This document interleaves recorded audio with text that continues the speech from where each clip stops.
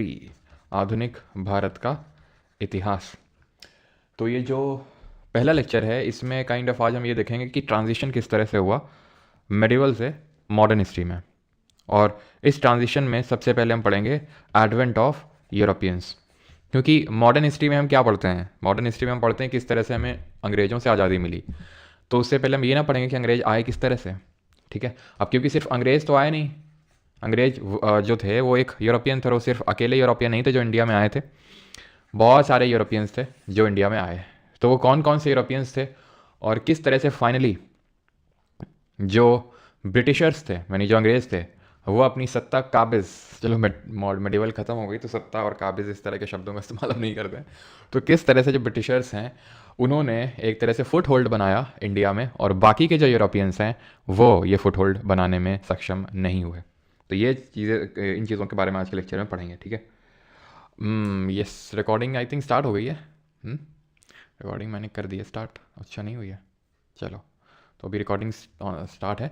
तो आज से हम लोग पढ़ने जा रहे हैं मॉडर्न हिस्ट्री, जिसमें कि मैं फिर से रिपीट कर देता हूँ, मॉडर्न हिस्ट्री आज से हम लोग पढ़ने जा रहे हैं, जिसमें कि हम आज के पहले लेक्चर में देखेंगे कि किस तरह से मेडिवल हिस्ट्री से मॉडर्न हिस्ट्री में ट्रांजिशन होता है। और इस ट्रांजिशन में हम ये देखेंगे कि एडवेंट ऑफ यूरोपियंस कैसे होता है, because at the end modern history में हम ये पढ़ते हैं कि किस तरह से हमें अंग्रेज़ों से आज़ादी मिली, राइट। तो अंग्रेज किस तरह से आए, और अंग्रेज ही सिर्फ नहीं आए, बाकी भी यूरोपियंस आए। तो किस तरह से कौन आया, कब आया, कहाँ पर फैक्ट्री डाली, वो पढ़ेंगे। और कैसे फाइनली ब्रिटिशर्स जो है यहाँ पर अपना फुट होल्ड बनाने में जो है सक्सेसफुल हुए। Alright, let's go.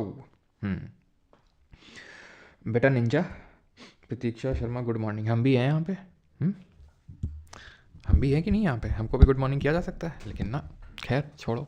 Modern history start करते हैं, एडवेंट ऑफ यूरोपियंस है। अब हुआ क्या, अब एडवेंट ऑफ यूरोपियंस यानी कि यूरोपीय आए क्यों यहाँ पे, और हम क्यों कहीं नहीं गए, हमने क्यों नहीं कहीं नहीं, या फिर आपने सुना कि भाई इंडिया ने इस कंट्री पे इंडिया का रूल था, या फिर किसी का भी, चाइना का या फिर बाकी के जो अफगानिस्तान है, किसी का रूल नहीं था। क्यों? क्योंकि सब अपनी मस्ती में मस्त थे। एशिया में सब अपनी मस्ती में मस्त थे, है ना।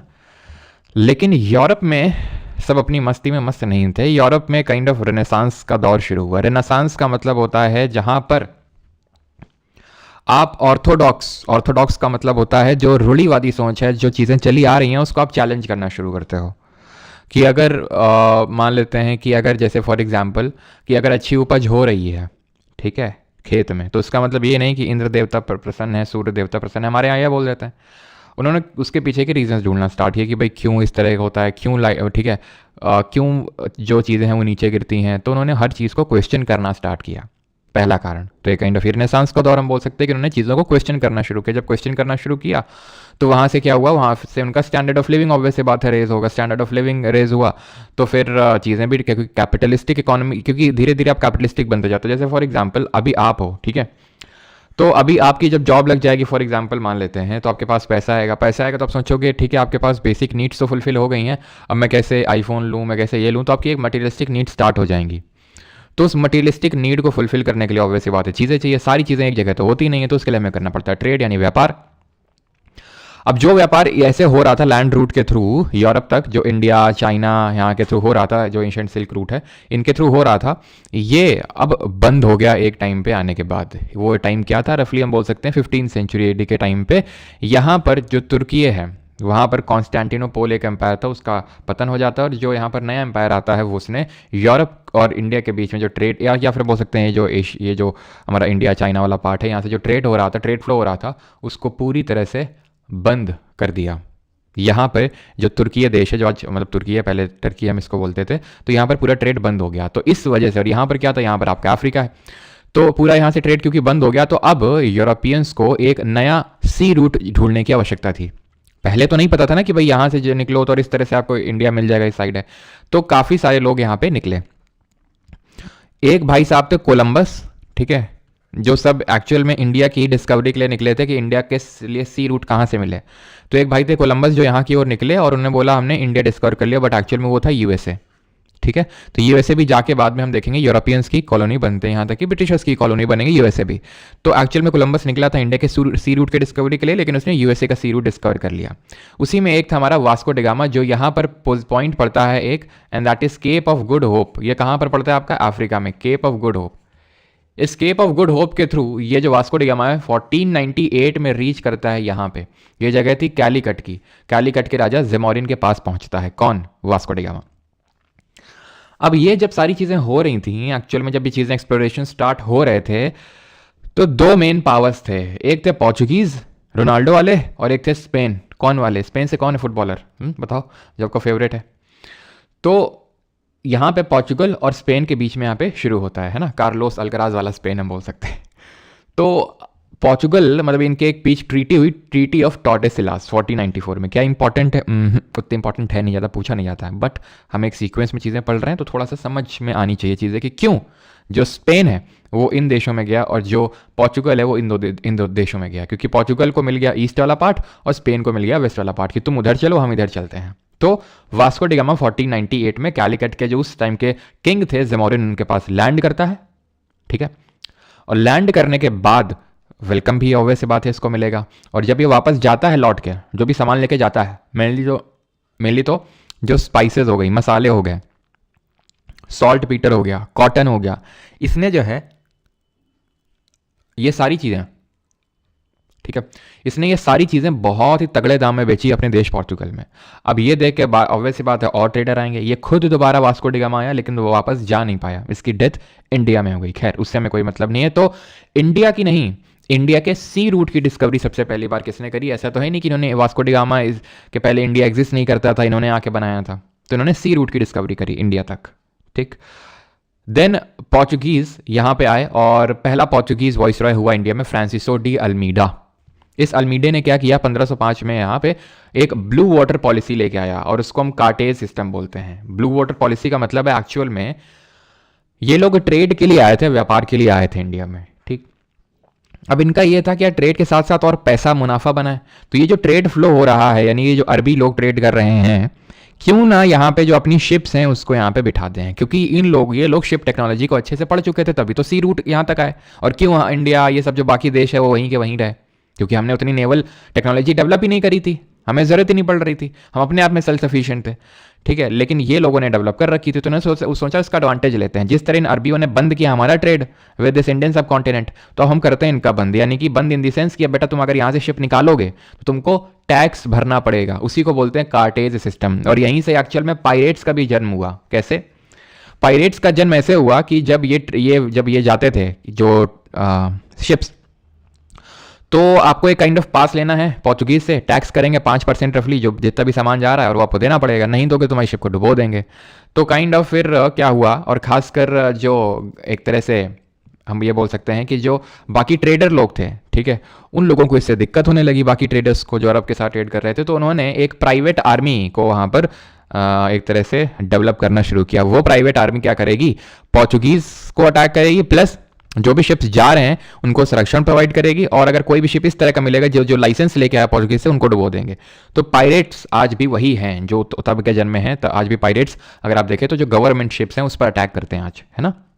खैर, तो कार्टेज समझ में ऐसा नहीं कि बहुत ज़्यादा रटने की आवश्यकता है इसको, बस ये ध्यान रखना कि पहला पोर्चुगीज वॉइसरॉय अल्मीडा था आपका, ठीक है, और इसने काइंड ऑफ कार्टेज सिस्टम लेके आया। देन आया एल्बुकरिक।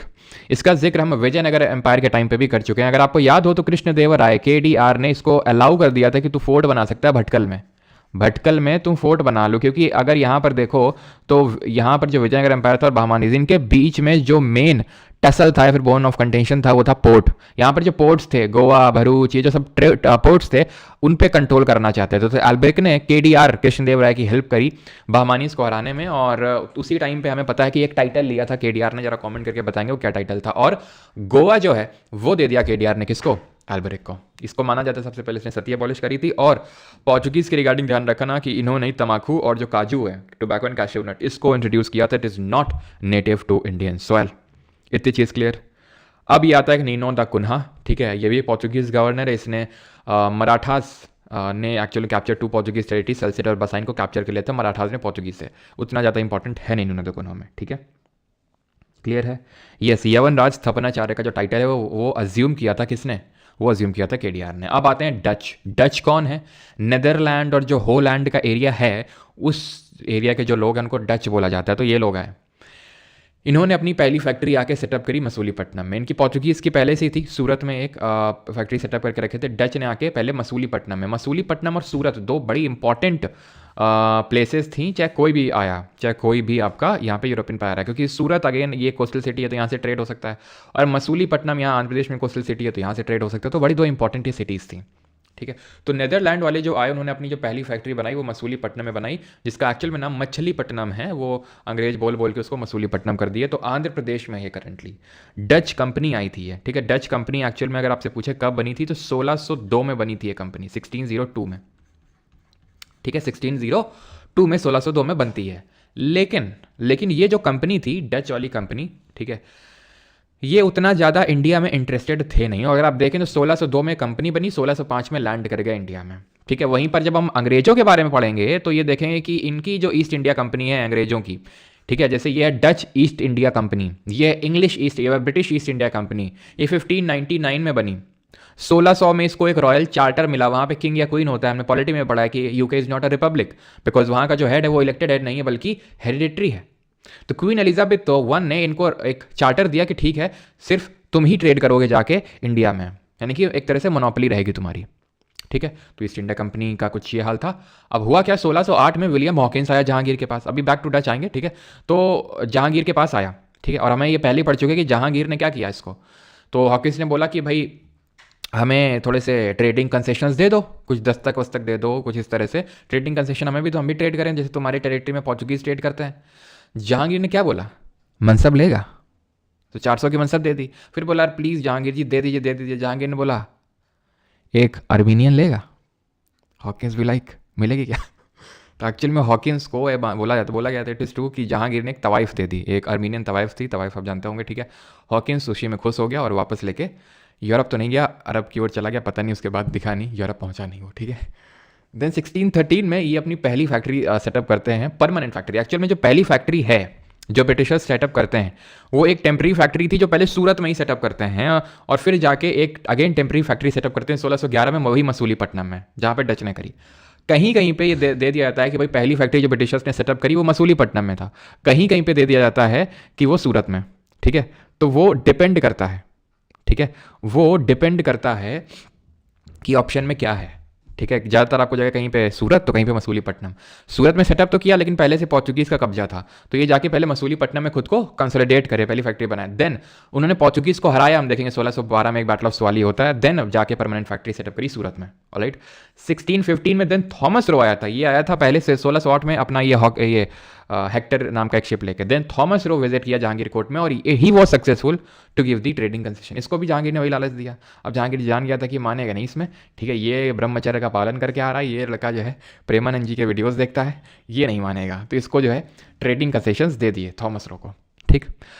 अब मैंने आपको क्या बोला कि 1602 में डच की कंपनी बनी, 1605 में ये लोग लैंड कर गए। इनकी कंपनी बनी 1599 में और ये 1608 में लैंड कर रहे हैं। इनकी कंपनी तो पहले बन गई लेकिन बेचारे रूट नहीं खोज पा रहे थे, बीच तक कोई आता था, यहाँ तक बेचारा गुम हो जाता, वापस चला जाता था। तो 1608 में जाके लैंड कर पाया ये जहांगीर के कोर्ट में जो अपना ये हॉकिंस है।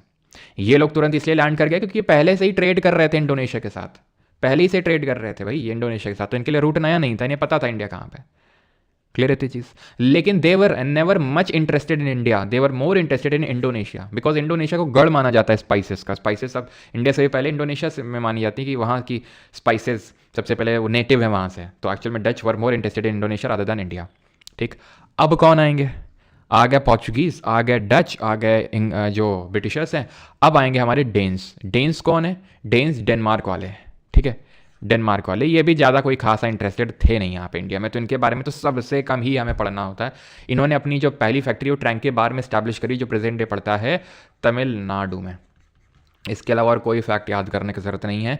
देन यहाँ पर आए थे फ्रांसीसी, फ्रेंच। पोर्चुगीज़ हमने देखा वो पूरा ब्लू वाटर पॉलिसी, कार्टेज टैक्स वैक्स लगाने में ज़्यादा व्यस्त रहे। डच इंडोनेशिया में ज़्यादा व्यस्त रहे। डेन्स बहुत ज़्यादा इंटरेस्टेड थे नहीं, वो भी इंडिया में। मेन अब जो फाइट होगी ना वो अंग्रेज़ों और फ्रांसीसियों के बीच में होगी। अंग्रेज़ों ऐसा जो फ्रांसीसी हैं फ्रेंच, इन्होंने अपनी पहली फैक्ट्री आके सूरत में इस्टेब्लिश करी 1668 में, ठीक। अब हम ये देखेंगे कि किस तरह से ब्रिटिशर्स ने अपना एक्सपेंशन किया, क्योंकि हमें पता है ये जितने भी यूरोपियन पावर आए फाइनली ब्रिटिशर्स ने हमें रूल किया हमारे कंट्री में। तो किस तरह से इन बाकियों को एलिमिनेट यहाँ से किया, और इन्हीं को तो सिर्फ एलिमिनेट करना नहीं था, उस टाइम पे कुछ और लोग भी थे, वो कौन थे वो भी हम देखेंगे, लेकिन पहले इनको एलिमिनेट करवाते हैं ब्रिटिशर्स से। सबसे पहले पोर्चुगीज आए कब्जे में, सूरत में ये फैक्ट्री स्टैब्लिश नहीं करने दे रहे थे पोर्चुगीज लोग ब्रिटिशर्स को। 1612 में हरा दिया अंग्रेजों ने पोर्चुगीज को और अपना मिलिट्री माइट प्रूव किया मुगल शासकों की, भाई देखो पोर्चुगीज जिनको तुम शरण दे रहे थे उनको तुमने हरा दिया। तो बोलते बात तो सही है, लो तुम लोग यहाँ पे परमानेंट फैक्ट्री स्टैब्लिश कर ली लोगों ने अपनी 1613 में जाके। 1612 में तो बैटल ऑफ सोली होता है जहाँ पर पोर्चुगीज को हराते हैं। अब डच को कहाँ पे हराएंगे? डच को तो पहले वैसे एक बैटल ऑफ ये ट्रैवनकोर ध्यान रखना, चलो उसको बाद में डिस्कस कर लेंगे। पहले ये देखो कि किस तरह से ब्रिटिशर्स ने इनको एलिमिनेट किया, ठीक है। तो बैटल ऑफ एक चिंसुरा हुआ, चिंसुरा या फिर भिदेरा या फिर हुगली के नाम से जानते हैं, ये बंगाल में हुआ था। और इस पर्टिकुलर बैटल में डच को हराया गया ब्रिटिशर्स के द्वारा, ठीक है। ब्रिटिशर्स ने यहाँ पर डच को हरा दिया, 1759 में हुआ, और हुगली रिवर के किनारे जो है इसको यहाँ पर ये हुआ था, ठीक है। अब ये जो बैटल ऑफ ट्रैवनकोर एक्चुअल में इसको हम बैटल ऑफ कोलाचल के नाम से भी जानते हैं। ट्रैवनकोर के राजा थे जिन्होंने यहाँ पे बैटल ऑफ कोलाचल में, क्योंकि डच के बारे में पढ़ रहे हैं तो इसलिए मैं बता दे रहा हूँ आपको, ठीक है। बैटल ऑफ कोलाचल ये हुआ था आपका 1741 में, 1741 में। पहले यानी कि 1759 से पहले ही बैटल ऑफ कोलाचल में डच मुंह की खा चुके थे फ्रॉम दी मार्तंड वर्मा, ठीक है। जो मार्तंड वर्मा थे किंग ऑफ ट्रैवनकोर, ठीक है, किंग ऑफ ट्रैवनकोर, इनसे ये पहले ही मात खा चुके थे। कौन? डच लोग, ठीक है। क्योंकि मान नहीं रहे थे, बार बार वो बोल रहे थे यहाँ पर फैक्ट्री मत सेटअप करो, मत सेटअप करो, मान ही नहीं रहे थे। देन इनकी थोड़ी सी कुटाई करी गई डच की, तब ये शांत हुए, ठीक है। तो ये हुआ आपका, ये चीज़ ध्यान रखिएगा, बैटल ऑफ कोलाचल 1741 में, और 1759 में बैटल हुआ था आपका 1759 में बैटल ऑफ हुगली, ठीक है। क्लियर यहाँ तक? अब बारी है किसकी? फ्रेंच की। अब ब्रिटिशर्स, क्योंकि पोर्चुगीज का कोई मतलब था नहीं, डेन्स ज़्यादा मतलब रखते नहीं थे, डच को हटा दिया था, ठीक है। कार्नेटिक अब वॉर होते हैं, कार्नेटिक जो वॉर होते हैं, कार्नेटिक जब मैं बोल रहा हूँ तो ये वाला पार्ट है जो हम ये देखते हैं, कोरोमंडल वाला कोस्ट। फ्रांसीसी बचे थे, और जो ब्रिटिशर्स थे और जो फ्रांसीसी थे, सिर्फ ऐसा नहीं कि इंडिया में लड़ झगड़ रहे हैं, यूरोप में भी लड़ झगड़ रहे थे। ऐसा नहीं कि सिर्फ इंडिया में ही काबिज करना था उनको, वो बाकी भी उनकी कॉलोनीज थी। यूएसए था, बाकी बहुत सारी कंट्रीज थी जो ये अपने कॉलोनी धीरे धीरे बनाते जा रहे थे, ट्रेड करने के लिए ट्रेड करने के लिए आए थे, लेकिन धीरे धीरे धीरे वो अपनी मोनोपोली चाहते थे ट्रेड में उस पर्टिकुलर कंट्री में। तो उस ऐसा नहीं कि रूल करने के पर्पज से आए हैं, ट्रेड में मोनोपोली चाहिए। हर किसी प्राइवेट कंपनी को भी मोनोपोली ही में ही अच्छा लगता है, मोनोपोली चाहिए, तो इनको भी मोनोपोली चाहिए थी, दोनों को, तो हर जगह चाहिए थी। तो इनके बीच में यहाँ पे जो इंडिया में वॉर्स हुए उनको हम कार्नेटिक वॉर बोलते हैं। एक्चुअल में ये इनके बीच में ऑस्ट्रिया में एक वॉर चल रहा था, ऑस्ट्रिया को काबिज करने के लिए, ऑस्ट्रियन वॉर ऑफ सक्सेशन। तो उसी का ही एक्चुअल में ये एक क्या था, जो इन दोनों के बीच में 7 ईयर वॉर चल रहे थे, ठीक है। इन दोनों के बीच में, ब्रिटिशर्स और फ्रांसीसियों के बीच में 7 ईयर वॉर चल रहे थे यूरोप में, 7 सालों से 7 ईयर्स वॉर, ठीक है। उसी का ही एक्सटेंशन था ये फर्स्ट कार्नेटिक वॉर, जो हुआ किसके बीच में? ब्रिटिशर्स और फ्रांसीसियों के बीच में हुआ, ठीक है। It started in 1744 and it ended in 1748। It ended with the treaty of Aix-la-Chapelle. Then second Carnatic war हुआ, एक्चुअल में इसमें काइंड ऑफ जीत ही हुई किसकी? फ्रांसीसियों की। देन सेकंड कार्नेटिक वॉर हुआ, it started with battle of Ambur. Arcot को सीज कर लिया 1751 में। इसमें आपका जो फ्रांसीसी गवर्नर जनरल था वो डुप्ले था, और वो बहुत ही एक, आप ये मान सकते हो कि एबल मिलिट्री जनरल था, ठीक है, डुप्ले। तो Dupleix was a French governor general जिसने कि पहला कार्नेटिक वॉर काइंड ऑफ जीत लिया, और दूसरे में ब्रिटिशर्स को यहाँ से हटा दिया, ठीक है। ये वाला जो पार्ट है मद्रास वगैरह, यहाँ से ब्रिटिशर्स को उसने हटा दिया, और फ्रांसीसियों का जो है यहाँ पर फुटहोल्ड अच्छा हो गया। लेकिन हुआ क्या, कुछ टाइम बाद वैसे तो मद्रास पर कब्जा कर लिया था फ्रांसीसियों ने, लेकिन वहाँ पर क्या उनको हार देखनी पड़ी फ्रांसीसियों को यूरोप में, तो उसके चलते वापस करना पड़ा मद्रास को, ब्रिटिशर्स को वापस देना पड़ा, ठीक है। And it ended with the treaty of Pondicherry. ये थोड़ा सा ध्यान रखेंगे। अब होता क्या है कि इसी टाइम पे ब्रिटिशर्स जो है खत लिखते हैं फ्रांसीसियों को, फ्रेंच गवर्नमेंट को। एंड रिमेंबर कि ये जो फ्रांस की ईस्ट इंडिया कंपनी है जिसका डुप्ले मिलिट्री गवर्नर जनरल है, ये कोई प्राइवेट कंपनी का नहीं है, ये एक्चुअल में गवर्नमेंट कंपनी है, चाहे फ्रांसीसियों की हो चाहे डच की हो। ब्रिटिशर की ही सिर्फ ऐसी कंपनी थी जो प्राइवेट कंपनी थी, और प्राइवेट कंपनी का फायदा यह होता है कि प्राइवेट कंपनी हमेशा प्रॉफिट देखती है, ठीक है, और प्रॉफिट के लिए वो हर चीज़ करती है। गवर्नमेंट में क्या रहता है कि गवर्नमेंट में जो आदमी बैठा है उसको बस अपनी सत्ता बचाने से मतलब होता है, ठीक है, बस सत्ता बची रहे, उसके लिए लोगों को फ्री में ये दे दो, फ्री में वो दे दो, चाहे एट दी एंड जाके 10 साल बाद 15 साल बाद चाहे भले कितना ही कर्जे में क्यों ना डूब जाए। अब जैसे फॉर एग्जांपल मान लेते हैं, चाहे कोई भी अब आज की जो गवर्नमेंट है, अगर मान लो वो प्राइवेट कंपनी, मान लेते हैं कि बीजेपी, कांग्रेस, आम आदमी पार्टी प्राइवेट कंपनी है, तो क्या फ्रीबीज लुटाएंगी? क्यों? क्योंकि भाई कंपनी मतलब प्रॉफिट, और प्रॉफिट किस तरह से आएगा वो उसके प्रति वो रहते हैं। अब इनको क्या है, लोगों के और टैक्स बढ़ा देंगे, और टैक्स बढ़ाएंगे और पैसा आएगा, और पैसा आएगा वही लोगों को फ्री में दे देंगे। पैसा किससे लेंगे? पैसा लेंगे भाई जो टैक्स पे कर रहा है। अब वो तो कम है नंबर में, मेन नंबर में ज़्यादा कौन है? मेन नंबर में ज़्यादा जो हमें वोट देता है, तो उसको फ्री में बांटेंगे, चाहे भले हमारा जो फिजिकल डेफिसिट राजकोषीय घाटा चाहे कितना ही क्यों ना वो बढ़ जाए। लेकिन जो तो यही सेम यहाँ पे था। तो डुप्ले को क्या था, उतना सपोर्ट मिल नहीं रहा था फ्रेंच गवर्नमेंट से, बट फिर भी वो लगा हुआ था, लगा पड़ा था अकेले बंदा ये। और फिर फाइनली ब्रिटिशर्स ने बोला कि भाई ब्रिटिश गवर्नमेंट ने फ्रांसीसियों कि भाई ये डुप्ले को हटाओ, यहाँ पे रायता फैला रखा है ये पूरा, हमारे बीच में यहाँ पे लड़ाई कर रहा है और दोनों लोगों का ट्रेड खराब हो रहा है। तो डुप्ले को वापस बुला लिया गया और भेजा गया किसको? काउंटे द लैली को। और फिर क्या हुआ? थर्ड कार्नेटिक वॉर हुआ। थर्ड कार्नेटिक वॉर स्टार्ट हुआ 1756 में और खत्म हुआ 1763 में। और यहाँ पर आयर कूट लीड कर रहा था ब्रिटिश फोर्सेज ने, उसने कूट दिया काउंटे दी लैली को। और इसी का पार्ट है बैटल ऑफ वॉन्डी वॉश। जैसे कि हमने देखा सेकंड कार्नेटिक वॉर का पार्ट है बैटल ऑफ अंबर और सीज ऑफ आरकोट। आरकोट पर सीज कर लिया जो कि आपका तमिलनाडु के आसपास रीजन में पड़ता है। उसी तरह ये वॉन्डी वॉश का युद्ध है, वनवासी का जो युद्ध भी हम इसको बोलते हैं, ठीक है, वो तो ब्रिटिशर्स ने वनवासी को वॉन्डी वॉश कर दिया। तो 1760 में जो है यहाँ पे 1760 में ये पर्टिकुलर बैटल होता है। और ये थर्ड कार्नेटिक वॉर का, और जो कि आखिरी कार्नेटिक वॉर था, उसी का पार्ट था। और यहाँ से पूरी तरह से क्या होता है कि एक ट्रीटी ऑफ पेरिस साइन होती है, ठीक है, पेरिस में ही। और इसमें ये बोला जाता है कि अब फ्रांसीसी अपना फिर से रीइंस्टिगेट नहीं करेंगे अपनी पोजीशन को इंडिया में, ठीक है। और उनको बस ये जो पौंडीचेरी वाला जो रीजन है, पौंडीचेरी वाला जो रीजन है उसमें उनको रूल करने के लिए दे दिया जाएगा। पौंडीचेरी में रूल करो, हमें कोई प्रॉब्लम नहीं है, बाकी अब बार बार अटैक मत करना, अब आप इंडिया से अपना जो भी आशाएं हैं वो छोड़ दो, ठीक है। ऐसा ट्रीटी ऑफ पेरिस में क्लॉज था। तो यहाँ से फ्रांसीसियों का भी फुल स्टॉप लग चुका था। अब यहाँ तक किसी कोई डाउट हो तो वो पूछो।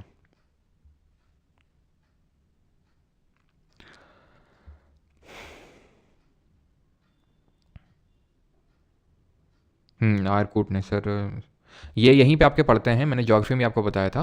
ये एक सेकंड में दिखाता हूँ आपको। यनम पड़ता है आपका ये आंध्रा में, ठीक है। कराईकाल और पौंडीचेरी, ये पौंडीचेरी है, ये कराईकाल है, ये यनम है, और केरल में है माहे, ठीक है, माहे। ये एक्चुअल में यहीं पे फ्रेंच सेटलमेंट थे। और इसी वजह से अगर आप देखेंगे जहाँ जहाँ फ्रेंच सेटलमेंट थे, तो इसी को ही हम आज पौंडीचेरी का पार्ट कंसिडर करते हैं, ठीक है। पौंडीचेरी का ही पार्ट माना जाता है, ठीक है। जो जो भी आप यहाँ पर देख रहे हैं, ये यनम, पौंडीचेरी, कराईकल और माहे। चंदन नगर ये आपका वेस्ट बंगाल में था। ध्यान रखेंगे चंदन नगर जो था वो एक तरह से फ्रेंच की ही एक तरह से यहाँ पर कॉलोनी था, ठीक है। चंदन नगर, ठीक है, ये बंगाल में जगह पड़ती है और ये भी फ्रेंच की ही कॉलोनी था, ठीक है। अब यहाँ पर अगर क्लियर है आपको, तो अब ब्रिटिशर्स ने अपने यूरोपियन काउंटर पार्ट्स को तो भगा दिया, लेकिन अब बारी थी किसकी? ये यूरोपियन काउंटर पार्ट्स तो चले गए, अब यहाँ पे नो डाउट ओके। चलो मैं एक बार समराइज़ कर देता हूँ। मराठा नहीं होगा, मराठा हम अलग से करेंगे, क्योंकि मराठा में हमें, क्योंकि यही लेक्चर अपने आप में, इसमें अभी हमें और भी चीज़ें करनी है। ऐसा तो है नहीं कि खत्म हो गया एडवेंट ऑफ यूरोपियन, हमने देख लिया, अभी और भी हमें बहुत सारी चीज़ें इसमें देखनी है। तो मराठा इसमें हो ना पाता, तो मराठा हम कल करेंगे, अलग से उसको करेंगे, बिकॉज में फर्स्ट सेकंड थर्ड पेशवाशिप क्या होती है, किस तरह से ये जो डिफरेंट रीजनल किंगडम्स निकल के आए विद इन मराठा, तो वो सब हमें अलग से पढ़ना है, ठीक है। तो जब इनका हाल हो, तो समराइज़ करने के लिए आपको पता है कि यहाँ पर सबसे पहले कौन है? पोर्चुगीज़ 1498 में आया, वास्को डिगामा कैलिकट के राजा जमोरिन के पास। अल्मीडा यहाँ का पहला पोर्चुगीज़ गवर्नर बना, ब्लू वाटर पॉलिसी लेके आया। अल्बुरिक यहाँ पर उसने गोवा यहाँ पर कैप्चर किया केडीआर की हेल्प से, और भटकल में उसने पोर्ट भी अपना बनाया। देन पोर्चुगीज़ के बाद कौन आए? पोर्चुगीज़ के बाद डच आए, यानी कि नीदरलैंड के लोग, but they were more interested in Indonesia rather than India. Then उसके बाद अंग्रेज आए, दैट इज़ इंग्लिश, ठीक है, इंग्लिश आए, ठीक है। और इंग्लिश ने क्या किया? जो अंग्रेज़ थे, वैसे यहाँ पे फ्रेंच होना चाहिए था, यहाँ पे डच होना चाहिए था ना। तो इंग्लिश की अगर बात करें, जो अंग्रेज आए, तो अंग्रेज ने अपनी सबसे पहली फैक्ट्री कहाँ पे सेटअप करी? तो यहाँ पे इसके पहले अगर हम देखें तो डेन्स है, डेनमार्क वाले, जिन्होंने ट्रैंकी बार में अपनी पहली फैक्ट्री स्टैब्लिश करी। देन इंग्लिश आए नहीं, अंग्रेज आए, उन्होंने पहली फैक्ट्री मसूलीपट्टनम में, देन परमानेंट 1613 में सूरत में सेटअप किया। एंड धीरे धीरे उन्होंने एलिमिनेट किया। जैसे पोर्चुगीज़ को बैटल ऑफ सुवाली में हराया, किसमें? बैटल ऑफ सुवाली में 1612 में। देन उन्होंने हराया किसको? डच को हराया, ठीक है, गलत जगह एरो बन रहा है, ठीक है। देन उन्होंने डच को हराया बैटल ऑफ बिदेरा में, ठीक है, बैटल ऑफ बिदेरा में हराया। देन फ्रांसीसियों को जो 3 कार्नेटिक वॉर हुए उसमें हराया, और जो आखिरी कार्नेटिक वॉर था उसी का पार्ट था वॉन्डी वॉश, बैटल ऑफ वॉन्डी वॉश, जो 1760 में हुआ था, and it was a decisive war. और इसके बाद ट्रीटी ऑफ पेरिस हुई, और पेरिस की ट्रीटी के बाद यहाँ पे कंप्लीटली एक तरह से फ्रेंच, जो एक हम बोल सकते हैं काइंड ऑफ फ्रांसीसियों के द्वारा जो अंग्रेजों को आ रहा था आक्रमण, वो भी अब शांत हो चुका था पूरी तरह। ऑलराइट, तो अब हम यहाँ पे देखेंगे कि यहाँ पर यूरोपियन काउंटर पार्ट्स को तो हटा दिया, अब बारी थी जो रीजनल किंगडम्स इमर्ज हुए थे इन दी 18th सेंचुरी। कैसे इमर्ज हुए थे, मैं एक बार आपको फिर से रिकॉल करवाता हूँ। 1707 में मुगल बादशाह औरंगजेब की डेथ हो गई थी। औरंगजेब डाइड कब? 1707 में, 1707 में। उसके बाद हमने देखा बैक टू बैक विकेट्स गिरी, हमारे इंडिया के टॉप ऑर्डर की तरह, बैक टू बैक विकेट्स गिरती गई धीरे धीरे। और क्योंकि औरंगजेब के टाइम से वो शुरू हो चुका था कारवां, औरंगजेब यहाँ पर 20-25 साल तक रहा, तो धीरे धीरे यहाँ पर वीक पड़ने लगी चीज़ें। और जब ये चीज़ रियलाइज हुई, जो इनके कोर्ट में बैठे हुए इंपॉर्टेंट मनसबदार थे, जागीरदार थे, नोबेलमैन थे, उनको ये बात समझ आने लगी। कौन थे इंपॉर्टेंट मनसबदार, किसने टॉप की मनसबदारी होल्ड करके रखी थी? तो राजपूत किंगडम्स। याद है आपको? याद है ना सब मेवाड़ के जो सिसोदिया राजपूत रूलर है, जिन्होंने आखिरी में जहांगीर के टाइम पे जो अमर सिंह थे, महाराणा प्रताप सिंह के बेटे, उन्होंने एक तरह से सुजरानिटी एक्सेप्ट करी। लेकिन उससे पहले ही जो कछुआ राजपूत रूलर्स थे जोधपुर के, ठीक है, जो आपके राठौर राजपूत रूलर्स थे, है ना, आमेर के आपके कछुआ राजपूत रूलर हो गए, और जो मारवाड़ रीजन है, मेवाड़ नहीं, मेवाड़ में तो सिसोदिया थे, मारवाड़ जो रीजन है वहाँ पे थे आपके राठौर राजपूत रूलर। तो इन सब ने हाई मनसब लेके रखी थी मुगल उसमें किंगडम में। तो इन सबको बात समझ में आ रही। तो धीरे धीरे धीरे धीरे मैं क्या ही आपको मतलब सारा चीज़ें फिर से वही सारी चीज़ें रिपीट करूँ, सारी चीज़ें आपको पता है कि 1739 में किसका अटैक होता है? नादिर शाह का अटैक होता है यहाँ पे इंडिया में। किसके टाइम पे? मोहम्मद शाह रंगीला के टाइम पे अटैक होता है। और रंगीला ने क्या करके रखा था? ये जो मोहम्मद शाह रंगीला था, रंगीला ने ही सैयद ब्रदर्स की हत्या करवाई थी। वही सैयद ब्रदर जिन्होंने दो मुगल बादशाहों को मरवाया था, जिससे पहले फारूक सियार को मरवाया था। अगर आपको याद हो, फारूक सियार को मरवाने का काम किसने किया था? सैयद ब्रदर ने। और सैयद ब्रदर ने इसको थ्रोन पे बिठाया। सैयद ब्रदर थे कौन? तो मुगल कोर्ट के नोबल्स थे। तो जब इसको मरवाया तो जो बाकी इंपॉर्टेंट, क्योंकि Bengal was an important province, Hyderabad was an important province and Awadh was an important province, तो यहाँ के जो नोबल्स थे जिनको पूरा यहाँ का टेरिटरी मिल रखा था, तो बंगाल में था उस टाइम पे मुर्शिद कुली खान। कौन था? मुर्शिद कुली खान। ये मुर्शिद कुली खान जो था, इसका एक्चुअल में नाम था सूर्य नारायण मिश्रा। ठीक है, सूर्य नारायण मिश्रा। पहले तो औरंगजेब ने इसको भेजा, बाद में इसको धीरे धीरे हाई पोजीशन मिलती गई मुर्शिद कुली खान को। अवध में था सादत खान बुरहानुल मुल्क। कौन था यहाँ पर? सादत खान बुरहानुल मुल्क। और यहाँ पे था आपका जो हैदराबाद है, निज़ामुल मुल्क असफ जा। तो इन्होंने क्या सोचा कि भैया यहाँ से निकल लो, उसी में भलाई है, नहीं पता चला हमको ही मरवा डाला, अपने अपने किंगडम में चलते हैं, कायदे से रूल करते हैं इंडिपेंडेंटली। वही राजपूत ने सोचा। तब ऐसा इंडिया का कॉन्सेप्ट किसी ने सोचा नहीं था कि भाई ये इंडिया है और इसको अखंड भारत, ऐसा टाइप कुछ था नहीं। सबके लिए अपनी टेरिटरी वॉज लाइक अपनी कंट्री। वही राजपूत ने सोचा। तो यहाँ से सक्सेसर स्टेट्स काफ़ी निकल आए हैं, सक्सेसर स्टेट्स निकला है रीजनल, क्योंकि धीरे धीरे, क्योंकि नादिर शाह का जो अटैक हुआ था वो मोहम्मद शाह रंगीला के टाइम पे हुआ था, और एक्सेसिव प्लंडरिंग करी थी। हमें पता है कोहिनूर और पिकॉक थ्रोन, उसमें जो कोहिनूर लगा हुआ था, बहुत आप ये बोल सकते हो कि यहाँ से इसने लूट मारी। और जब लूट मारी, वैसे ही यहाँ पर दिक्कतें चल रही थी, और यहाँ पर जो है दिक्कत हो गई। तो इसके बाद ये रीजनल किंगडम्स यहाँ पे निकल आते हैं। और जब यहाँ पे रीजनल किंगडम निकल आते हैं, ब्रिटिशर्स भी उस टाइम पे 1740 आप यहाँ पे देख रहे हैं, इनको यूरोपियन अपने काउंटर पार्ट को हटा रहे हैं। तो सबको दिख रहा है कि भाई ये नादिर शाह था कौन? ये प्रिंस ऑफ पर्शिया था। पर्शिया मतलब ईरान। तो वहाँ से आया, मुगलों को लूट के ले चला गया, कुछ किसी को फ़र्क ही नहीं पड़ रहा है। तो सब किसी को था कि भाई मुगल पूरा तरह से वीक हो चुका है, और ये बात ब्रिटिशर्स को ही पता थी। तो अब अभी भी ब्रिटिशर्स ऐसा कुछ ऐसा नहीं कि टेरिटरी चलो अब हम रूल करेंगे इंडिया के ऊपर। अभी भी वो सिर्फ ट्रेड करना चाहते हैं, बस हमें मुनाफा चाहिए, हमें मोनोपोली चाहिए। ठीक है, तो इसलिए पहले उन्होंने यूरोपियन काउंटर पार्ट को हटाया, और फिर जो भी इनके ट्रेड में दिक्कत पैदा करता गया उसको ये हटाते गए। सबसे पहले दिक्कत यहाँ पर बना बंगाल। क्यों? फारूक सियार ने 1717 में 1717 में एक गोल्डन फरमान जारी कर दिया, जिसको कि हम मैग्ना कार्टा ऑफ ट्रेड के नाम से भी जानते हैं। Magna carta of trade. इसमें फारूक सियार ने बोला, क्यों बोला फारूक सियार ने, क्या बोला पहले वो समझते हैं, कि तुमको यहां पर कोई कस्टम ड्यूटी नहीं पे करनी है। ब्रिटिशर्स को बोला 3,000 का यहाँ पर एनुअल पेमेंट करते रहा करो, ठीक है, और उसके बदले यहाँ पर तुम्हें कोई कस्टम ड्यूटी यहाँ पर पे नहीं करनी, कुछ पे नहीं करना है, और दस्तक भी, ठीक है, हम तुमको दे देते हैं कि तुम फ्री यहाँ पर फ्रीली ट्रेड करोगे, और दस्तक जो है ये आप इशू कर सकते हो खुद से। तो यानी कि कस्टम ड्यूटी अब पे ही नहीं करनी ब्रिटिशर्स को।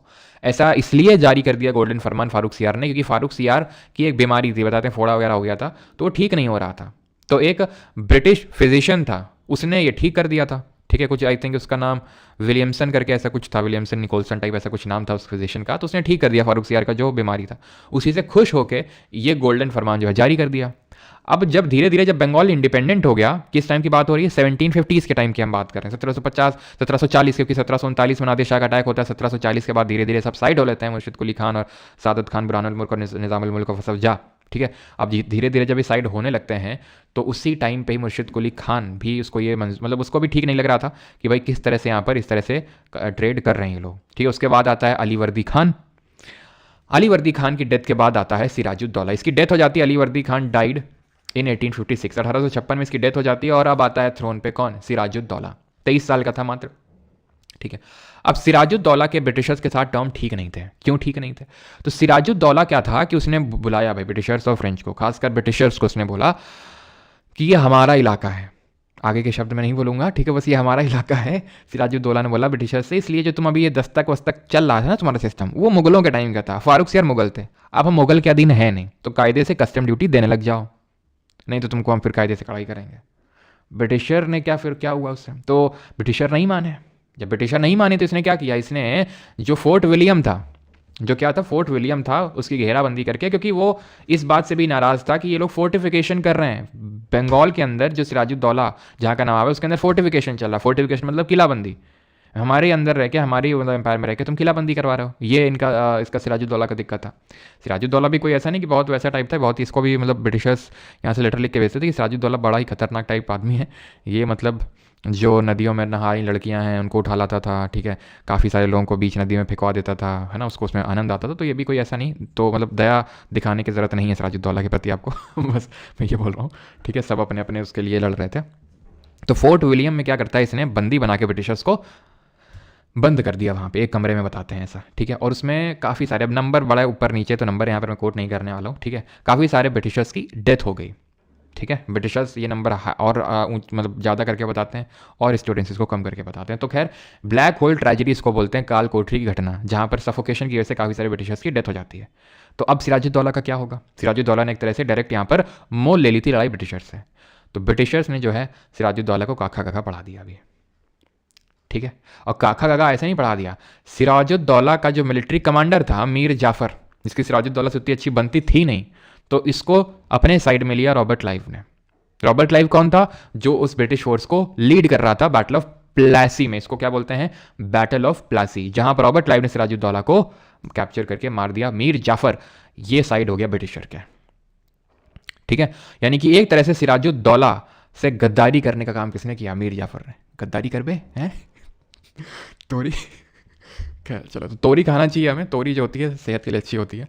तो अब बंगाल में ये बैटल ऑफ प्लासी होता है, जिसको भी हम डिस्कस कर रहे थे 1757 में, और इस बैटल में जीत होती है किसकी?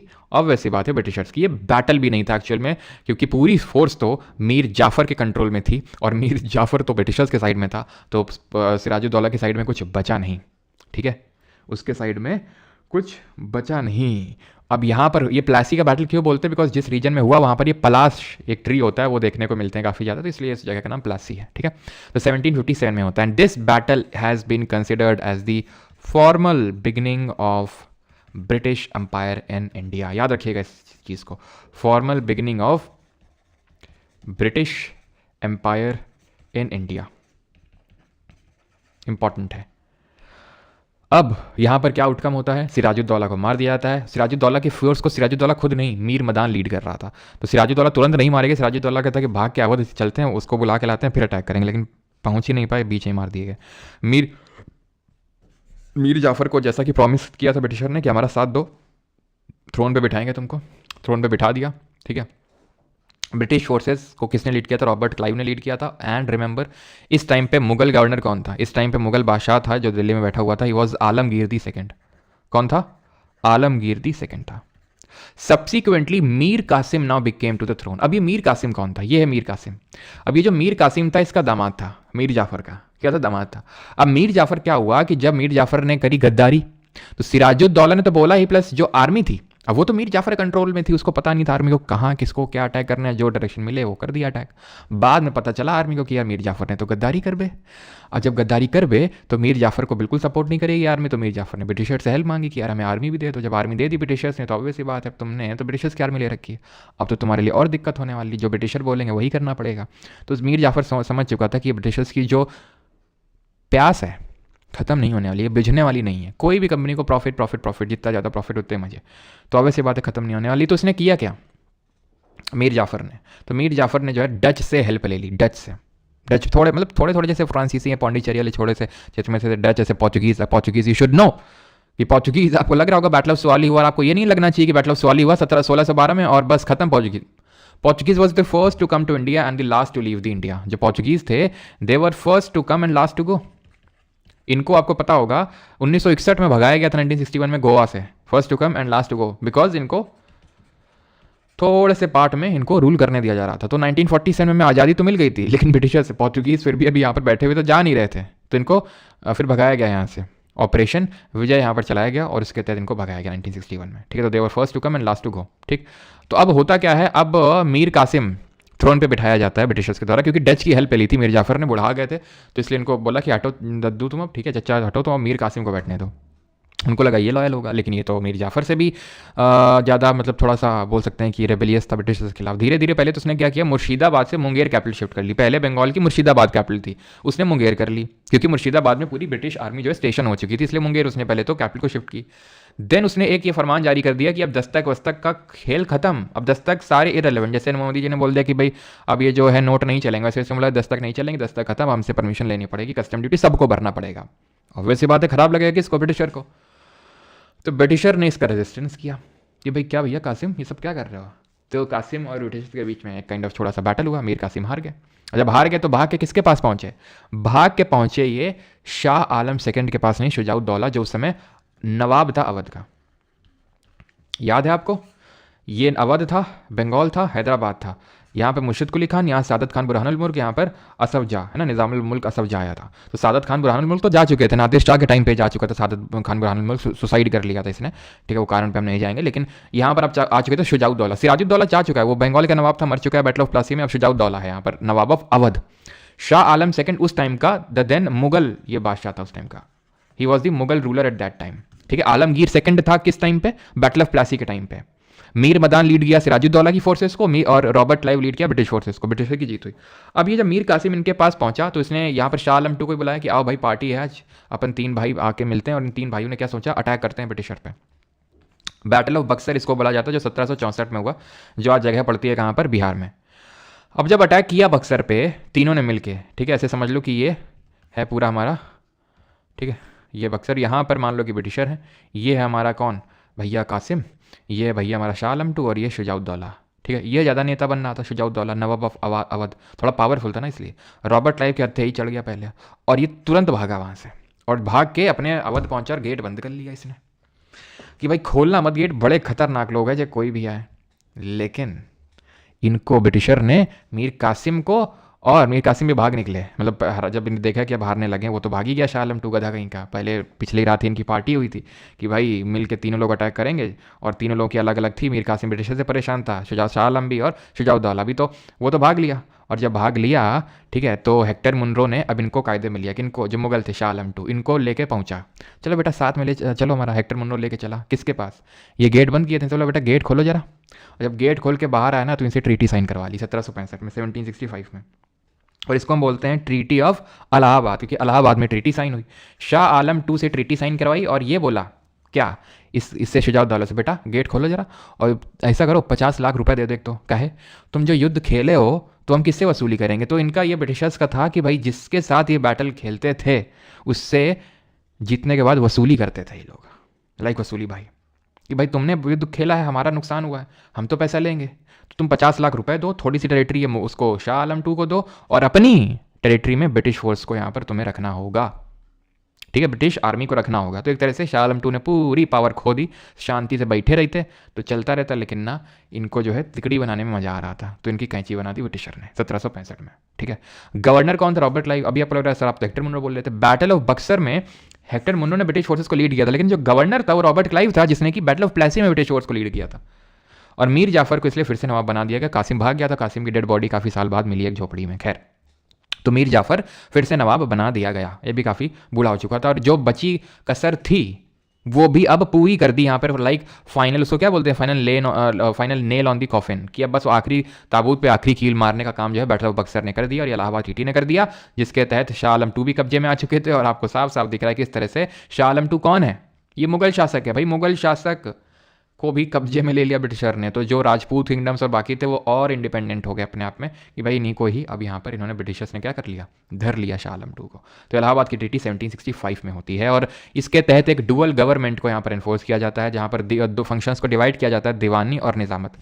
निज़ामत का मतलब होता है कि जो आपके पुलिसिया फंक्शंस होते हैं, यानी लॉ एंड ऑर्डर के दीवानी होते हैं, राइट टू कलेक्ट रेवेन्यू, ये ब्रिटिशर्स ने अपने पास रखे। Right to collect the revenue, revenue हम इकट्ठा करेंगे। जो लॉ एंड ऑर्डर मेंटेन करना है, शाह आलम 2 से बोला, वो बेटा तुम करना। जो जो भी इधर उधर जितने भी जो तुम्हारे मुगल प्रोविंसेस हैं, ठीक है, वहाँ का रेवेन्यू का वो सब हम देखेंगे। और साथ ही साथ यहाँ पे जो तुम्हारा पार्ट है नॉर्दर्न सरकार, ये भी हमको दे दो तुम, ये तुम्हारे कंट्रोल में ना, हमको दो तुम ये अब, ठीक है, क्योंकि हमारे पास वहाँ कम जगह है। तो ये नॉर्दर्न सरकार जगह है, ये जो आपका ये आंध्र प्रदेश वाला रीजन है, तो ये ले लिया किसने, ये ले लिया ब्रिटिशर ने शाह आलम 2 से, और मानना पड़ेगा उसको। और इसी डुअल गवर्नमेंट को ख़त्म करते हैं 1772 में आके वॉरेन हेस्टिंग। ये याद रखेंगे फैक्ट को 1772 में। यहाँ तक सभी को क्लियर है, जल्दी से बताएंगे तो हम मैसूर की ओर चढ़ाई करें फिर। मैसूर कहाँ पे है, मैसूर यहाँ पे। लेकिन पहले तो ये बताइए, यहाँ तक किसी को कोई डाउट तो नहीं है, क्योंकि ये दोनों जो बैटल है ना, सबसे ज़्यादा जो इंपॉर्टेंट है इस पूरे आज के लेक्चर में, वो यही दो बैटल हैं, 1757 वाला और 1764 वाला। सर मीम्स खत्म, बेटा मीम्स ही देखने आए हो क्या, हैं क्यों?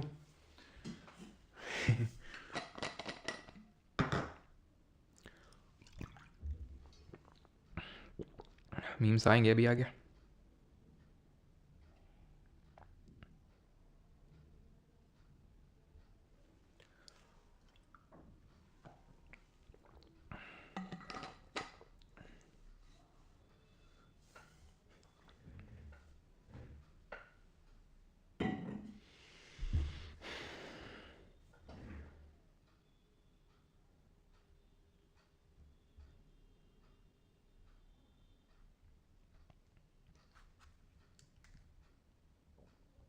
क्या सुपर चैट मिस्ड मतलब?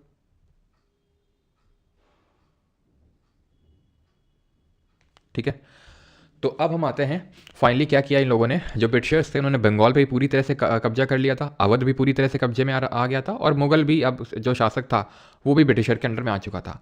अब साउथ इंडिया कब्जा करने का था। ठीक है, अगर आप ये मैप देखेंगे ध्यान से, ठीक है, मैप अगर देखेंगे तो ऊपर वाला पार्ट पूरा आ चुका है ब्रिटिशर के हाथ में, बंगाल, अवध और मुगल। अब ये मराठा, हैदराबाद, मैसूर और ट्रैवनकोर वगैरह भी ज़्यादा दिक्कत था नहीं, कार्नाटिक भी अब इन्हीं के वो आ चुका था। हैदराबाद में तो जो निज़ाम बैठा था वो मुगल की सुजरेनिटी एक्सेप्ट करके बैठा था, तो कहीं ना कहीं हैदराबाद भी ब्रिटिशर के सपोर्ट में ही था। ये जो नदन ये वाला जो पार्ट है, ये ब्रिटिशर ने ले लिया था, मतलब सीड कर दिया था, दे दिया था फ्री में, काइंड ऑफ गिफ्ट टाइप में, किसने, मुगल्स ने ब्रिटिशर को। तो यहाँ पर आके ब्रिटिशर बैठ गए।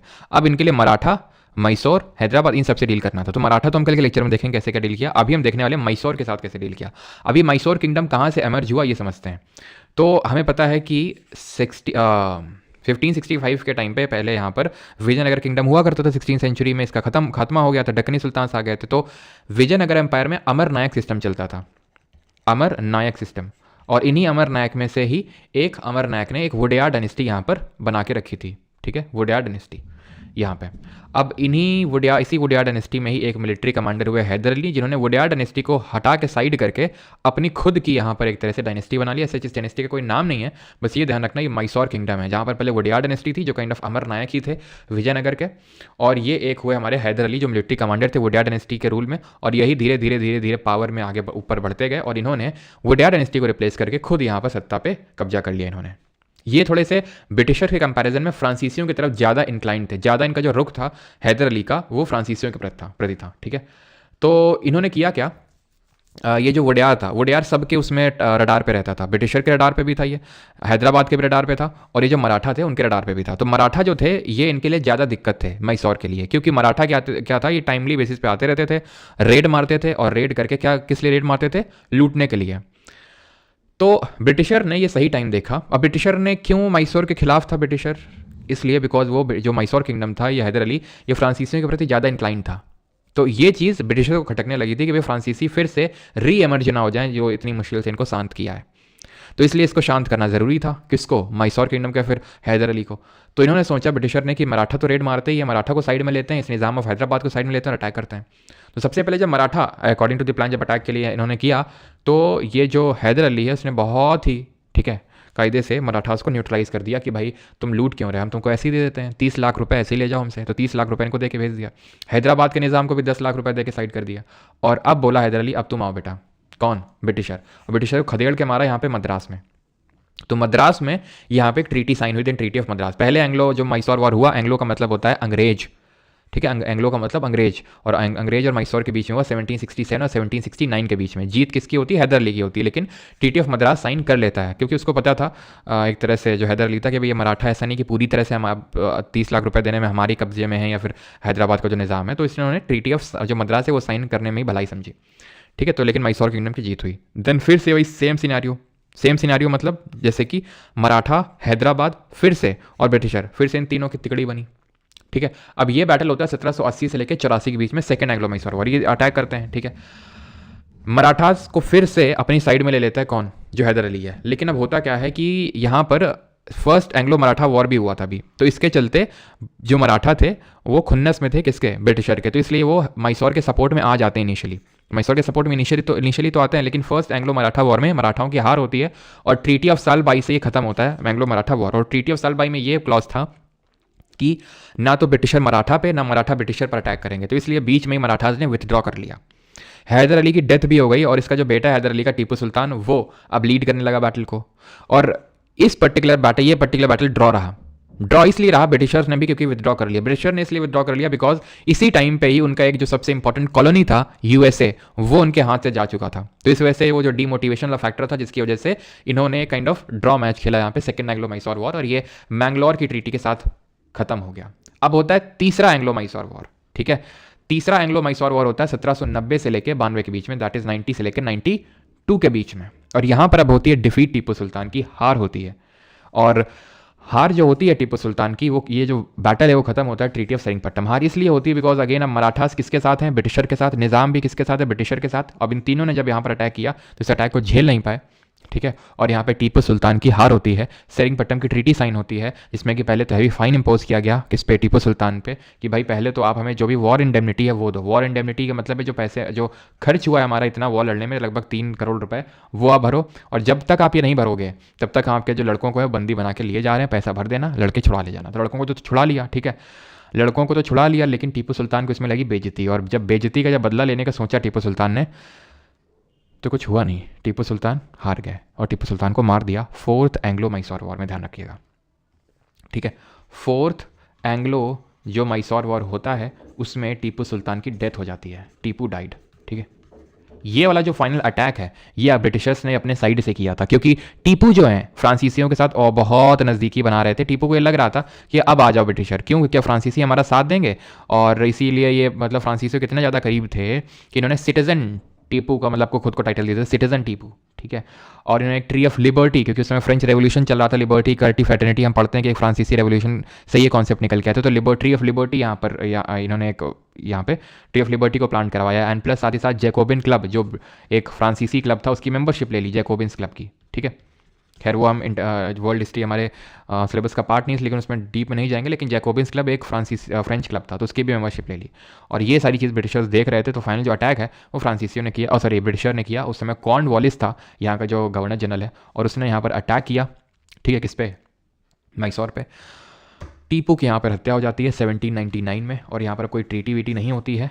और अब यहाँ पर वुडयार्ड डायनेस्टी जो पहले रूल कर रही थी उसी को यहाँ पर बिठा दिया जाता है मैसूर के थ्रोन पे। ठीक है। क्लियर है। और यहाँ पर एक सब्सिडियरी अलायंस करके एक पॉलिसी लाता है कौन? ये लाता है वेलेस्ली। ठीक है। इस समय जो फोर्थ एंग्लो मैसूर वॉर था, इस टाइम पे आर्थर वेलेस्ली था आपका ये गवर्नर जनरल। कॉर्नवालिस मैंने गलती से बोल दिया, आर्थर वेलेस्ली था। ठीक है। तो ये आर्थर वेलेस्ली 1798 में एक सब्सिडियरी अलायंस की पॉलिसी लेकर आता है। और ये वेलेस्ली वही है आदमी जिसने कि एक्चुअली में नेपोलियन को भी हराया था। खैर, तो वेलेस्ली ने क्या किया, 1798 में एक सहायक संधि, सब्सिडियरी अलायंस जिसको हम बोलते हैं, ये पॉलिसी लेके आया। ये पॉलिसी एक्चुअल में डुप्ले, जो फ्रेंच गवर्नर जनरल था, जो इसमें हमने देखा था पहले और दूसरे एंग्लो कार्नेटिक वॉर में फ्रांसीसी फोर्स को लीड किया था, फ्रेंच फोर्स को लीड किया था, वही बंदा ये डुप्ले। तो उसने सबसे पहले कॉन्सेप्ट लेके आया था ये, लेकिन इसको यूज़ किया था वेलेस्ली ने 1798 में, ना कि डुप्ले। डुप्ले तो पहले यूज़ करके गया था, 1798 में इसको वेलेस्ली ने अच्छे से यूज़ किया। इस सब्सिडी अलायंस पॉलिसी के प्रोविजंस क्या थे? प्रोविजन ये थे कि अगर आपका कोई भी किंगडम है और अगर आपने सब्सिडी अलायंस साइन कर ली, तो आपके कोर्ट में, रॉयल कोर्ट में एक ब्रिटेन का बंदा रहेगा। आपको अपनी आर्मी डिस्बैंडन करके हटा के हमारी आर्मी को रखना होगा, दूसरा क्लॉज। तीसरा क्लॉज ये है कि अगर आपको किसी भी अदर यूरोपियन या फिर किसी के साथ भी अगर कोई ट्रीटी में आप एंटर कर रहे हो, तो हमारे बिना पूछे, नहीं ब्रिटिशर्स के बिना पूछे उस पर आप एंटर नहीं कर सकते। और इसके बदले हम आपको क्या देंगे, नहीं ब्रिटिशर क्या देंगे, हम आपको सपोर्ट देंगे। कोई भी आपका दुश्मन है वो हमारा दुश्मन है। तो ये सारे इसके प्रोविजन थे। ठीक है। तो सबसे जो पहला स्टेट बना ठीक है, इसको एक्सेप्ट करने वाला वो हैदराबाद था। 1798 का जो निज़ाम था हैदराबाद का, उसने एक्सेप्ट किया। मैसूर ने 1799 में, क्योंकि मैसूर में हमें पता है टीपू की डेथ हो गई 1799 में, जिसको शेर मैसूर का भी टाइटल दिया जाता है टीपू सुल्तान को। डेथ हो जाती है तो वुडेयार डायनेस्टी को बिठाते हैं कौन? अंग्रेज। और वैसे बात है, वुडेयार डायनेस्टी को बिठा रहे हैं तो उससे सब्सिडी लाइन साइन नहीं करवा पाएंगे। वुडेयार डायनेस्टी ये तो बोलेगा नहीं हम साइन नहीं करेंगे, क्योंकि बिठा ही आपको गद्दी पे अंग्रेज रहे हैं, तो जबरदस्ती साइन करना तो है ही है, मजबूरी थी। तंजौर ने भी साइन किया, अवध ने 1801 में साइन किया, इंपॉर्टेंट है, पेशावर ने 1802 में साइन किया। तो ये ऑर्डर ध्यान रखिएगा, किसने सबसे पहले, अवध ने कब, तंजौर ने कब, ये सब आपसे पूछता है, ठीक है। और फोर्थ एंग्लो मैसूर वॉर के बाद हमें पता है क्या हुआ। तो सब्सिडी अलायंस में ये सारे प्रोविजन थे जिसको कि वेलेस्ली यहाँ पे लेके आया था सब्सिडी अलायंस को। ये चीज़ आपको ध्यान में रखना है, बहुत इंपॉर्टेंट है सब्सिडी अलायंस, ये पूछता है आपसे, ठीक है। तो ये सब्सिडी अलायंस था जिसके तहत धीरे धीरे करके सारे जो किंगडम्स थे वो ब्रिटिशर्स के अंडर में आ चुके थे। तंजौर हो, अवध हो, मैसूर हो, पेशावर हो, चाहे हैदराबाद हो, सबसे पहले तो हैदराबाद आया था, ठीक है। अब आते हैं मराठास, ये आप देख सकते हो बैटल कब हुए, लेकिन कल डिटेल में हम सारा कुछ पढ़ेंगे। अब आते हैं आखिरी अपना जो हमारा बैटल है, एंड दैट इज़ पंजाब के साथ, ठीक है। पंजाब के साथ कौन सा बैटल हुआ? तो यहाँ पर महाराजा रंजीत सिंह थे सुकरचरिया मिसले से। अब एक्चुअल में यहाँ पे जो आपका पंजाब किंगडम था धीरे धीरे अपनी पावर को क्या कर रहा था, कंसोलिडेट कर रहा था। यहाँ पे जो सिख किंगडम है वो काफ़ी सारी मिसलों में बट गया। मिसल आर लाइक काइंड ऑफ छोटा किंगडम, जैसे जनपद हमने पढ़ा था एंशिएंट टाइम में, वैसा आप समझ सकते हो। तो इसमें टोटल 12 मिसल हुई, और 12 मिसल में से जो सबसे इंपॉर्टेंट मिसली थी वो सुकरचरिया मिसल, और उसके राजा महाराजा रंजीत सिंह सबसे पावरफुल रूलर थे। इन्होंने 1809 में ब्रिटिशर्स के साथ एक ट्रीटी साइन करी जिसको बोलते हैं ट्रीटी ऑफ अमृतसर। इस ट्रीटी के तहत सतलज रिवर को बाउंड्री बनाया गया। इस तरह से बाउंड्री बनाया गया कि सतलज रिवर का जो ऊपर है ये सिख किंगडम रहेगा और इसके नीचे ब्रिटिशर्स रहेंगे, यानी ब्रिटिशर कभी सतलज रिवर को क्रॉस नहीं करेंगे और सिख भी सतलज रिवर को क्रॉस नहीं करेंगे। अब हुआ क्या, 1809 में ट्रीटी साइन हुई, ट्रीटी ऑफ अमृतसर। 1839 में 30 साल बाद डेथ हो जाती है किसकी? महाराजा रंजीत सिंह जी की। और जब इनकी डेथ हो जाती है तो डलहौजी ने ये सही मौका देखते हुए क्या किया, उसने यहाँ पर अपनी फोर्स को, मतलब ऐसा नहीं 1839 में डेथ के तुरंत बाद, बिकॉज डेथ के तुरंत बाद हुआ ही रंजीत सिंह का कि बैक टू बैक, जैसे कि हमने मुगल्स के साथ अभी देखा कि औरंगजेब के डेथ के बाद कोई स्टेबल रूलर आया ही नहीं, बैक टू बैक तुरंत चेंज होते गए रूलर्स। उसी तरह सिख किंगडम में भी हुआ, रंजीत सिंह के बाद बैक टू बैक ऐसे, जिनके बारे में ऐसा कुछ पढ़ने की जरूरत नहीं है, बैक टू बैक तुरंत थ्रोन पे आए गए आयराम और गयाराम टाइप हुआ, ठीक है। फाइनली जाके दिलीप सिंह आए, ठीक है। और 1845 तक यहाँ पे डलहौजी गवर्नर जनरल था, उसने यहाँ पर सतलज रिवर के अराउंड क्या किया, ब्रिटिश फोर्सेस को स्टेशन कर दिया। क्यों स्टेशन किया? अगेन उसको पता था कि अब यही सही समय है सिख किंगडम को भी अपने अंडर में ले लो। तो जब यहाँ पे ये लोग आए, ठीक है, इन्होंने क्रॉस नहीं किया, बड़े शातिर थे, क्रॉस नहीं किया। जब सिख किंगडम की बात पता चली तो इनके कुछ लोगों ने, इनके कुछ मिलिट्री कमांडर ने क्रॉस किया ये जानने के लिए कि भाई क्यों क्रॉस, यहाँ पे एकदम अपनी आर्मी को क्यों स्टेशन कर रहे हो। और ब्रिटिशर्स को चाहिए था बहाना कि भाई आओ और हम ये लॉजिक देंगे, देखो तुमने ये ट्रीटी ऑफ अमृतसर जो हमने साइन करी तो इसका वॉयलेशन किया है, इसलिए हम तुम पर अटैक कर रहे हैं। तो क्या किया, ब्रिटिशर्स ने अटैक कर दिया ये बोलते हुए कि तुमने क्रॉस करी। और 1845 में पहला एंग्लो सिख वॉर होता है, ठीक है। और बैटल ऑफ आलीवाल जो था इसी का पार्ट था फर्स्ट एंग्लो सिख वॉर का, जैसे थर्ड कार्नेटिक वॉर का जो पार्ट था वो बैटल ऑफ वांडीवॉश था। यहाँ पर जीत होती ब्रिटिशर की और ट्रीटी ऑफ लाहौर साइन करवाते हैं। उस समय महाराजा दिलीप सिंह मात्र 6-7 साल के थे ये, महाराजा दिलीप सिंह, और इनके साथ ट्रीटी साइन करवाते हैं। और ट्रीटी ऑफ भैरोवाल भी यहाँ पर होती है, क्योंकि फिर से यहाँ पर जो सिख किंगडम है थोड़ा सा उनको ह्यूमिलेशन टाइप लगा, फिर से अटैक किया, लेकिन फिर से एक ट्रीटी ऑफ भैरोवाल यहाँ पे साइन करवाते हैं। और आपने कोहिनूर हीरा हमने पढ़ा था कि इस तरह से ककातिया जो वारंगल के पास था, फिर मलिक काफूर लेके गया था, देन नादिर शाह लेके गया, नादिर शाह से फिर रंजीत सिंह ने ले लिया था, क्योंकि नादिर शाह जो बैठा हुआ था उसके बाद उसके जो सक्सेसर आए उनमें से एक सक्सेसर था शाह सूजा, ठीक है। ये जो शाह सूजा था, ये शाह सूजा से रंजीत सिंह ने ले लिया था इसको हरा के। तो और रंजीत सिंह से, यानी महाराजा रंजीत सिंह से ये फाइनली महाराजा दिलीप सिंह के पास गया। वैसे बात है वही राजा थे उस टाइम पे, छोटे से काफ़ी, तो वो फिर ब्रिटिशर ने ले लिया इनसे, ठीक है। अब यहाँ पर जो ह्यूमिलिएशन हुआ सिख किंगडम का, उसके चलते सिख किंगडम ने फिर से खुद को रिकन्सिलिडेट किया और फिर से अटैक किया, सेकंड एंग्लो सिख वॉर इसको हम बोलते हैं। और ये 1848 में जाके होता है। इसमें अगेन हार होती है किसकी, सिख किंगडम की, और सिख किंगडम पूरी तरह से अब कैप्चर कर लेते हैं ब्रिटिशर और अपनी पूरी आर्मी वहाँ पर स्टेशन कर देते हैं। गवर्नर जनरल डलहौजी था, एंड कोहिनूर जो हीरा है वो भी इसी टाइम पर कैप्चर कर लिया जाता है दिलीप सिंह से, ठीक है। तो ये वॉर ध्यान रखेंगे 1845 वाला जो हुआ था और 1848 वाला, ठीक है। First Anglo Sikh war and second Anglo Sikh war दोनों याद रखेंगे, डेट कब हुआ था ये चीज़ ध्यान रखेंगे, और कौन सी ट्रीटी हुई थी। जैसे यहाँ पर ट्रीटी ऑफ अमृतसर किसी बैटल के बाद नहीं हुई थी, और ट्रीटी ऑफ लाहौर जो है फर्स्ट एंग्लो सिख वॉर के बाद हुई थी, ठीक है। ये ट्रीटी ऑफ अमृतसर में सतलज रिवर को बाउंड्री डिक्लेयर किया गया था, ठीक है। अब थोड़ा सा अफगान्स को भी डिस्कस कर लेते हैं, 2 मिनट का है मात्र। अफगान्स के साथ क्या था एक्चुअल में, जैसे आज आप देखते हैं यूएसए और रशिया लड़ते हैं, तो उस टाइम पे भी यही 2 मेजर पावर्स थे। अफगानिस्तान में आज भी अनसर्टेनिटी है कि यूएसए आएगा या रशिया आएगा, उस टाइम पे भी यही थी। ब्रिटिशर्स को खतरा था कि भाई अगर रशिया यहाँ पे आ गया, ठीक है, अगर रशिया यहाँ पे आ गया तो ये जो आपका रशिया अगर अफगानिस्तान में आ गया तो ऑब्वियस सी बात है इंडिया में भी आना चाहेगा, तो इसलिए अफगानिस्तान पर अटैक कर दिया ब्रिटिशर ने। क्योंकि पहले तो बोला, ठीक है, पहले तो यहाँ पर एक दोस्त मोहम्मद करके था रूलर, तो दोस्त मोहम्मद को बोला कि भाई देखो दोस्त, दोस्ती का हाथ बढ़ाते हैं तुम्हारी तरफ, ठीक है, और दोस्त बन जाओ हमारे। तो दोस्त मोहम्मद ने बोला देखो यार दोस्त तो नहीं बन पाएंगे, रशिया हमारा दोस्त है। इसलिए फाइनली जाके जो है अटैक कर दिया किसने, अंग्रेज़ों ने, किस पर, अफगान्स पे, ठीक है। और उन्होंने अफगानी थ्रोन पे शाह सूजा को बिठा दिया। किसने, आप ये देखिए 1839-42 में जो है एंग्लो पहला अफगान वॉर होता है। ऑकलैंड इस टाइम पे गवर्नर जनरल था, ठीक है। तो ये जो पर्टिकुलर बैटल होता है, ठीक है, इसमें जीत किसकी होती है, ब्रिटिशर की होती है। एक्चुअल में इस बैटल में शुरुआत में 1839 में अगर आपने देखा हो तो महाराजा रंजीत सिंह की डेथ हुई थी। तो वो भी पहले एंग्लो अफगान वॉर का पार्ट थे। उन्होंने ब्रिटिशर के साइड से, ब्रिटिशर थे, ब्रिटिशर ने शाह सूजा को बिठा के रखा था। शाह सूजा कौन था, जो पहले से थ्रोन पे बैठा हुआ था, शाह सूजा अफगान के थ्रोन पे, लेकिन लोगों ने हटा दिया था वहाँ पे। तो ब्रिटिशर ने शरण दे के रखा था कि भाई कल को ये काम आएगा। जैसे कि आज आप देखिए शेख हसीना जो बांग्लादेश के प्राइम मिनिस्टर थे, उनके खिलाफ लोग भड़क गए, उनको हटा दिया थ्रोन से, नहीं चाहते थे उनको देखना। आज इंडिया ने शरण दे रखी है किसको, शेख हसीना को। बांग्लादेश मांगता है कि हमें दे दो नहीं तो दिक्कत होगी। इंडिया बोलता नहीं देंगे, क्योंकि इंडिया को भी पता है कल को ये शेख हसीना हमारे लिए काम आ सकती हैं, ठीक है। तो उसी तरीके से शाह सूजन को पकड़ के रखा था ब्रिटिशर ने कि तुम यहीं रहो आराम से। और बाद में इसको हराने के बाद दोस्त मोहम्मद को शाह सूजा को थ्रोन पे बिठा दिया, लेकिन वहाँ के लोगों ने शाह सूजा को एक्सेप्ट नहीं किया।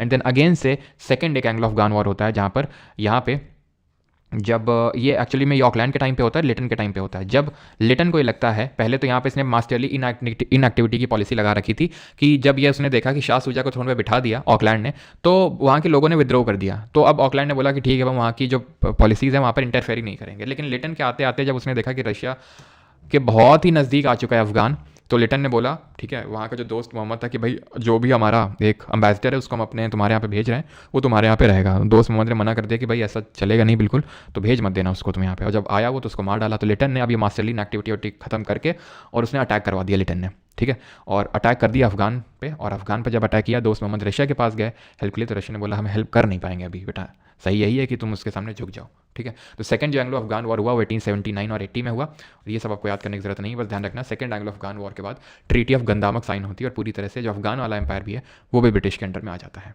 ठीक है। क्लियर है यहाँ तक सभी को। और यहाँ पर हमारी चीज़ें होती हैं खत्म कि किस तरह से ब्रिटिशर ने अपने यूरोपियन काउंटर पार्ट्स और जो रीजनल किंगडम्स हैं उनको अपने अंडर में लिया। मराठास के बारे में हम कल के लेक्चर में देखेंगे, बिकॉज वो अपने आप में बड़ा है, ठीक है। तो आज के लेक्चर नहीं बल्कि उसको हम कल के लेक्चर में उसको हम देखने वाले हैं, ठीक है। चलिए अब करते हैं क्वेश्चन। पहला क्वेश्चन करिए, who among the following was the first Portuguese viceroy of India. पहला पोर्चुगीज,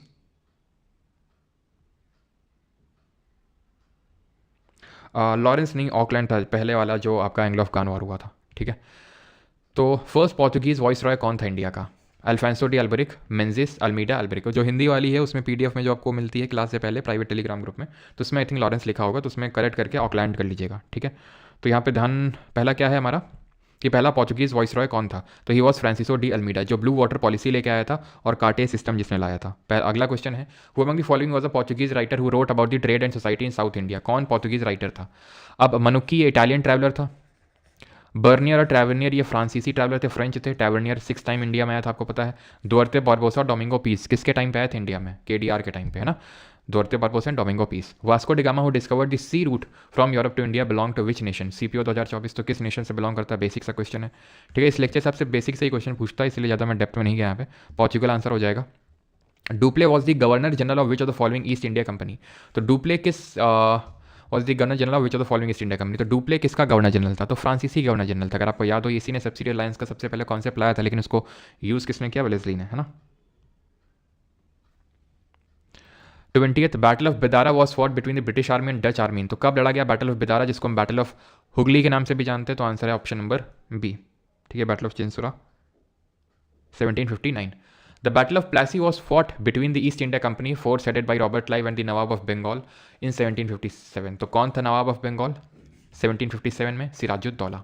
मीर जाफर तो साइड में ही हो गया था ब्रिटिशर के, ठीक है। इसकी फोर्स को जो मीर कौन था, उसका नाम था मीर सदान, उसने लीड किया था। सिराजुद्दौला को भी यहाँ पर इन्होंने कैप्चर करके उसको मार दिया था, ठीक है। मीर मदान लीड कर रहा था फोर्सेस को, बाद में सिराजुद्दौला भी कैप्चर हो गया था। मीर कासिम दामाद था मीर जाफर का, जिसको बाद में थ्रोन पे बिठाया और उसने भी विद्रोह कर दिया और बैटल ऑफ बक्सर में उतर गया ब्रिटिशर्स के खिलाफ। Which Peshwa sign the treaty of Bassein with the East India company. तो ट्रीटी ऑफ जो बसाइन है वो किसने, अच्छा अभी तो हमने मराठा वाला किया नहीं, तो कल हम पढ़ेंगे इसके बारे में। विच ये आपका which city was the capital of French colony in India. तो which was the city city तो कैपिटल सिटी कौन थी फ्रेंच कॉलोनी की? कोचिन थी, टूटी कौन थी, पौंडीचेरी या फिर पंजिम? तो Pondicherry was the capital. Pondicherry में काफ़ी टाइम तक फ्रांसीसी रहे। French positions in India were restored after the battle of वनवासी या फिर Wandiwash by the treaty of dash signed in the year 1763 between Britain and France. 1663 में कौन सी ट्रीटी हुई थी जिसकी वजह से फ्रेंच पोजीशंस जो इंडिया में उनको वापस दे दिया गया था फ्रांसीसियों को? क्योंकि ट्रीटी ऑफ पेरिस हुई थी। तॉर्देस से लास्ट तो बहुत पहले हुई थी कि भाई स्पेन और पोर्चुगल ने बोला था पोर्चुगल तुम ईस्ट की तरफ चलो, स्पेन बोला हम वेस्ट की तरफ चले, और दोनों एक दूसरे की टेरिटरी में फालतू में अड़ंगे नहीं डालेंगे। तो ट्रीटी ऑफ पेरिस हुई थी ये। Which of the following was the first major and decisive victory for the East India company on the soil of India? पहली मेजर डिसाइसिव विक्ट्री कौन थी ईस्ट इंडिया कंपनी के लिए? तो ये थी आपकी बैटल ऑफ प्लेसी। मैंने बताया था कि यहाँ से फॉर्मल बिगिनिंग स्टार्ट होती है ब्रिटिश एम्पायर की इंडिया में। Which state was founded by Nizamul Mulk in 1724? तो 1724 में निज़ामुल मुल्क ने किस स्टेट का यहाँ पर फाउंड किया? बंगाल, हैदराबाद, मैसूर या फिर अवध? तो यहाँ पर तो बंगाल में आया था कौन?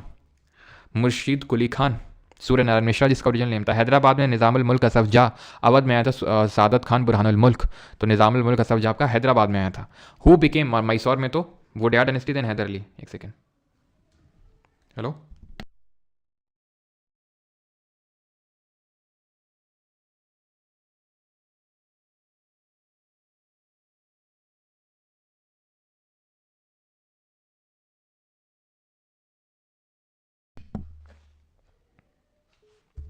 Who became the nawab of Bengal after the death of Ali Vardi Khan? तो पहले तो मुर्शिद कुली खान था, उसके बाद अली वर्दी खान आया, और उसके बाद सिराजुद्दौला। ऑप्शन नंबर सी, ठीक है। शुजाउद्दौला तो उस समय अवध का नवाब था, ठीक है, जो बैटल ऑफ बक्सर में पार्टिसिपेट करता है सिराजुद्दौला और शाह आलम सेकंड के साथ। After the decisive battle of Plassey of 1757 who among the following was declared as the nawab of Bengal? 1757 के बाद किसको नवाब बनाया गया था? जिसने हेल्प करी थी ब्रिटिशर्स की, किसने करी थी? मीर जाफर ने। मीर जाफर ने हेल्प करी थी। तो मीर जाफर तो है नहीं, लेकिन मीर जाफर ने क्योंकि डच की हेल्प ले ली थी बाद में, तो इसलिए मीर कासिम को बना दिया गया था।